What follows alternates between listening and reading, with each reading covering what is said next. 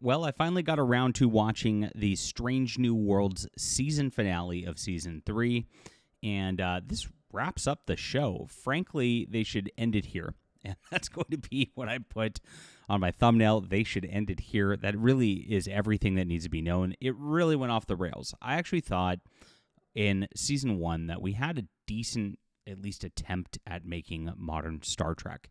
And they did some problems with continuity that bothered me in season 1, of course. But with season 2, it became, here's a crossover with Lower Decks. Here's a musical episode. And it became them making jokes in different genres out of Star Trek. Season 3 has almost been entirely jokes out of different genres that is making fun of Star Trek. And I actually think that this episode, the season finale, was designed to be a Doctor Who crossover originally, because it doesn't quite feel like Star Trek when you're in it. It feels more like a science fantasy than science fiction, with no real scientific reasons. It's a lot of mumbo jumbo, and they do the whole this technology looks a lot like magic because we just don't understand it. Well, that's not a very Starfleet way to handle things, right?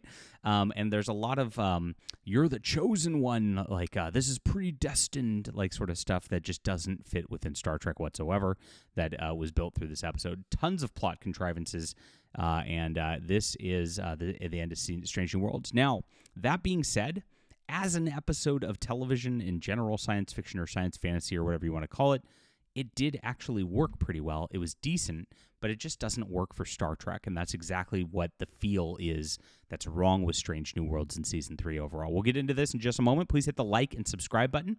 Join us here as we talk about all things Star Trek and science fiction. This is your real science fiction news. I'm a science fiction writer. This is my Stars Entwined. If you like my thoughts on Star Trek and science fiction, I recommend you start here reading. It's on Amazon. It's a full trilogy, and I'm going to be building this up. From the events of this series right now, I'm going to be launching a space exploration series about a starship that's exploring strange, distant planets. let's not. Maybe I shouldn't even use the word strange. But yes, I'm going to do it right because I miss the feel of Star Trek: The Next Generation, Deep Space Nine, and Voyager, and I think that I've nailed it with what I'm writing here. So start here. Start reading, and of course, sign up for my newsletter. You get 3 free books for doing so, and then that way you won't miss my launch of my new books when it happens, because I never know if I'm going to find you again. It's just kind of how it works over here. Thanks for being here, guys. Yeah, it's been a kind of a rough week, but I was not really able to sit and just watch TV and enjoy it until last night. I finally started settling down, and so we watched Strange New Worlds, and I actually watched The Cage, just to kind of give a sort of refresher on who Pike was and who Number 1 was and who Spock was in The Cage, which The Cage definitely is not Star Trek at its best. They hadn't developed quite a bit at that point, but it is an interesting starting point in a way to compare and contrast kind of how this goes. Now, in this episode, they end up on a alien planet where there's this weird religion thing going on, and this weird religion thing turns out to be headed by the doctor intern who was there before, who got his body taken by an evil alien entity who is the embodiment of evil from the beginning of time. And many cultures have have mythological things about this evil creature. It's okay, we see that, and there's good creatures that oppose it, and there's this whole pre-written destiny about things, and it's okay. Like I said, it didn't feel like Star Trek. That's the type of thing you might see in a Doctor Who episode, because you got a great evil that's going to threaten to destroy the universe and full planets, and it's mythological, and it's a monster, and it's okay, that again, the Doctor might show up and do something like this, and that's what happens. Kind of the lady Pelia, who's the engineer. And honestly, I know it's just her natural voice, and I can't, and it's not her fault. But at the same time, every time I hear her talk, it just throws me out of the episode. I just can't do this. I can hardly understand her when she talks, and I hardly understood her when she said that she knows a doctor who travels through time. And this was clearly a reference to Doctor Who, the second of the season, and like I said, I think they built this up intentionally as a crossover. Doctor Who actually referenced Star Trek similarly in Space Babies, which was in the Nikuti Gatwa episode a couple years back.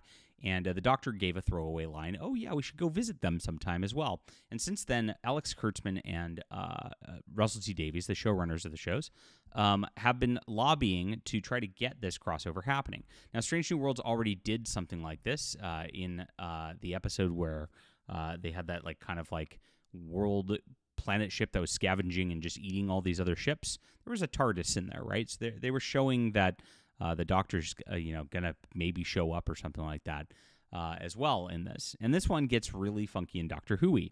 Now, again, it's got a Doctor Who feel. It's also got a Stargate. It reminded me a little of Stargate SG-1, which I miss Stargate SG-1 quite a bit as well in this episode, because with this whole alien religion sort of world, it reminded me of the Goa'uld, because they had these weird pyramid type structures and the like, and these weird entities that are kind of eternal. It was definitely very similar to that as well.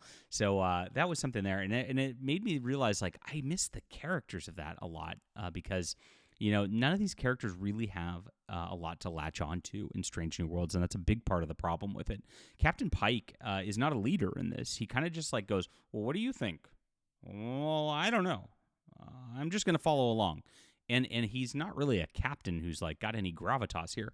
It really is not what Jeffrey Hunter was doing in The Cage.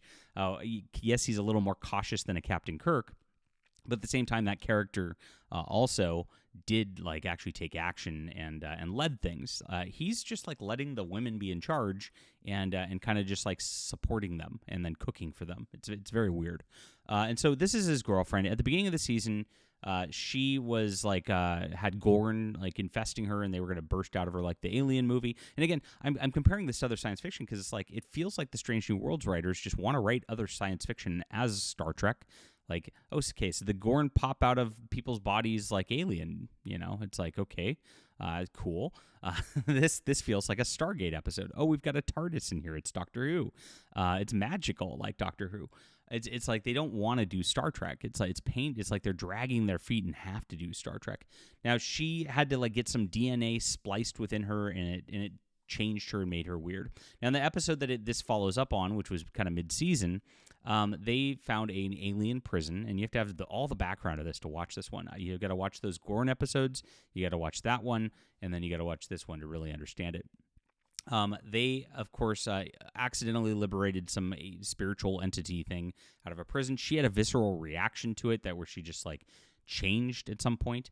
And then we get into this episode, right? And like I said, the intern was killed, and now he's some religious thing.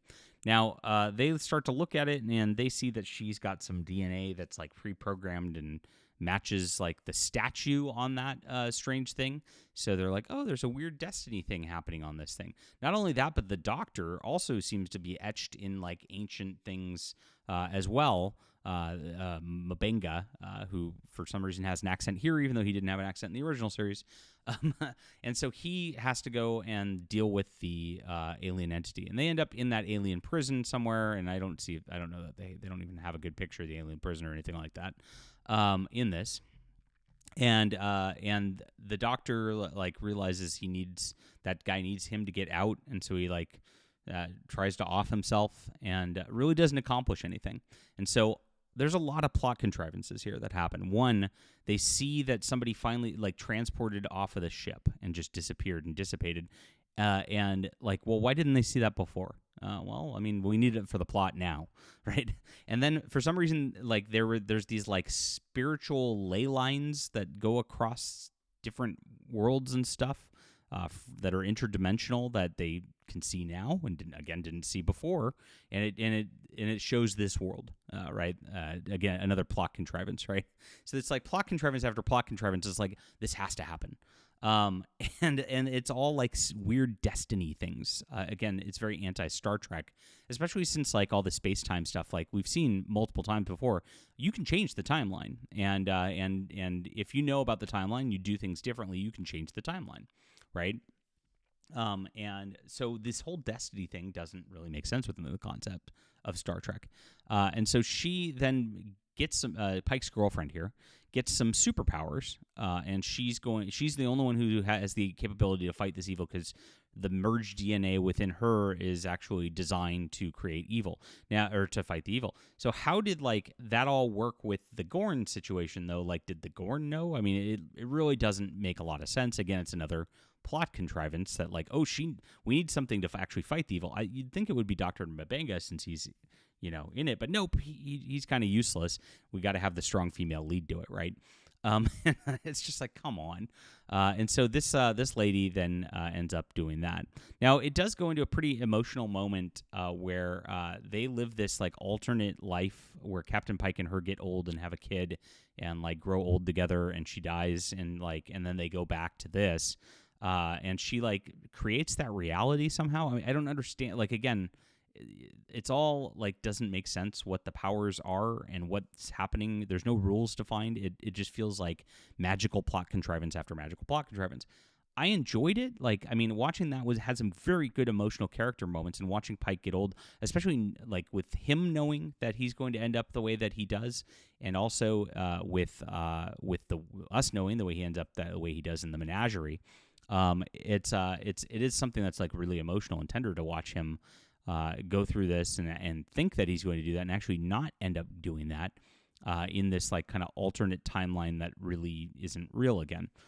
Very interesting stuff on that stuff. But it was a very emotional, tender moment of the show, and even it lasted 10, 15 minutes out of the episode.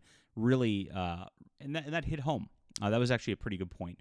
But we came back to it, and she's like, I needed that to be able to do what I do. And then she just, for some magically, starts regenerating like Doctor Who. Like, you see her arms turn into orange glowing stuff, just like the Doctor Who regeneration sequences. And then she, for some reason during that regenerating, can dissipate the alien, and then she turns into the statue in the thing. And it was like, why or how? It doesn't make sense. But that's what happened. So, again, it's just like, it all, you just got to understand it's all wibbly wobbly, timey-wimey stuff. And that's why I think it was designed as a Doctor Who crossover episode. I really think that was supposed to be in here. She was supposed to be some sort of, because they talk about her being like an ancient being now that she's got this magical DNA, like, a Time Lord, for example. And I think that's what was supposed to happen here originally when they wrote this, and then they had to like rewrite it. And that's why there's so many plot contrivances that really don't work or make sense because it was hastily rewritten. Now they actually wrap it up. She goes into the statue. Pike is all sad. The crew kind of consoles him, and they hang out together. And it looks like the end of Strange New Worlds. It looks like they were wrapping this up in case there's like not a thing here, and it felt like a series finale wrap up at the end of it. Now, pretty interesting as they only built this up in one episode prior to this, where it's like they could have really built on this like maybe a couple of episodes, and it would have maybe had a little more of an impact on that level. But just because they found the alien artifact a few episodes ago, and then they followed up on it. It just like didn't quite land like it should. But at the same time, like it's like I'm watching this and I'm like, I really want Strange New Worlds to just end now, because this episode, while it was like not Star Trek-y, it was fine. Like I said, there were emotional moments that were fine and good and worked out, and it felt like a wrap up. The original episode that this plays off of, the middle one, was probably the best one of the season, and it was one of the few where they were actually for real exploring Strange New Worlds, and so that was a nice thing. But this whole season really only had like 3 or 4 watchable episodes out of 10, and that's pretty rough. I mean, we are at a problem where this just doesn't feel like Star Trek, and they've missed the mark so far. There's really not much I really want more done with this. And Captain Kirk shows up again and starts hanging out again, and it's like, why? Stop it.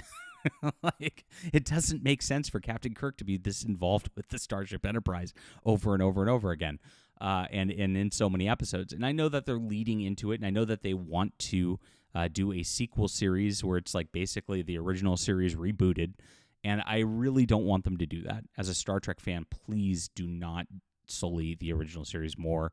Do something new and different, please. That's what I'm begging as a fan. But that's it. As a whole, the season didn't work out. As this episode, like I said, it was watchable. It just doesn't feel like Star Trek. So I give it like a 7 out of 10, just as a watchable, interesting science fiction episode. Had too many plot contrivances, but there were really good emotional moments. Gosh, I also just want Strange New Worlds to end. And that's it. That's where we're at these days. Leave a comment down below with what you think about this. Please hit the like and subscribe button. Make sure to check out my Stars Entwined if you like my thoughts on science fiction. And also check out my newsletter. It's in the description below. Really appreciate you guys being here. We'll be back.